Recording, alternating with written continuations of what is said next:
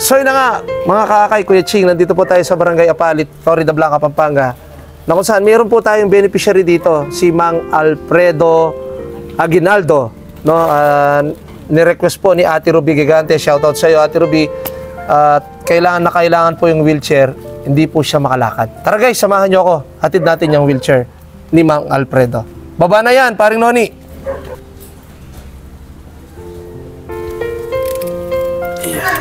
Magandang araw po. Ayun, si Tatay ng Alfredo. Sigurad ko po, Tatang Alfredo. Sigurad ko po. Tatay, kumusta na po kayo? Ganito. Pag walang ginagawa, nakahiga. Opo, na paano po kayo, Tay? Na-paralyze yun. Na-paralyze po. So, ilang taon na po kayo, Tay? Ako, Opo. 60. Ang bata mo, Tay, ah. 72 na po, 72 na sabi ni Nanay. Opo. Batang-bata pa, Tay? Oo. Opo, yung good news po, Tay. Nandito po kami ng Akay ni Sol. May dala po kaming wheelchair sa inyo, Tay. Para magamit nyo sa pang-araw-araw. Pwede po kayong lumabas. Pwede na po kayong lumabas. So, ano masasabi mo sa mga kasama ko, Tay, sa Akay ni Sol? Marami. Opo. Marami. Opo, napaiyak po si Tatay. Sige po, Tay. Walang ano man po, Tay.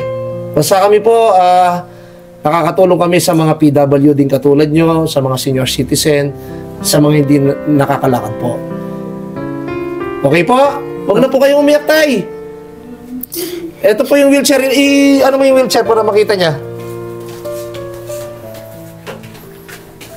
Ayan, Tay. Bago-bago po. Wheelchair tayo.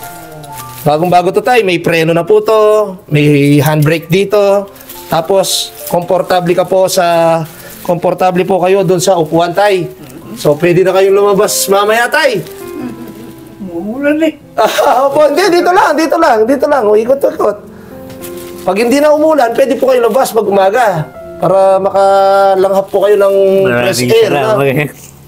Opo, at ang nag-request po dito si Ate Ruby Gigante. No? At ako po si Pambansang Konsehal, Jojo Bitug.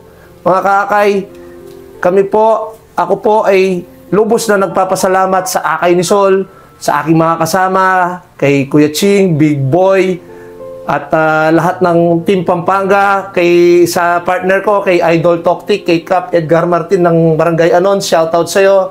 Sa lahat ng bumubuo ng Akay ni Sol, maraming salamat po sa lahat ng tulong nyo dito sa lalawigan ng Pampanga, lalo na sa aking bayan. At syempre ngayon, nakapagbigay tayo ng tulong kay Tatay Alfredo. So yun na nga guys, maraming salamat po. Okay, bye guys.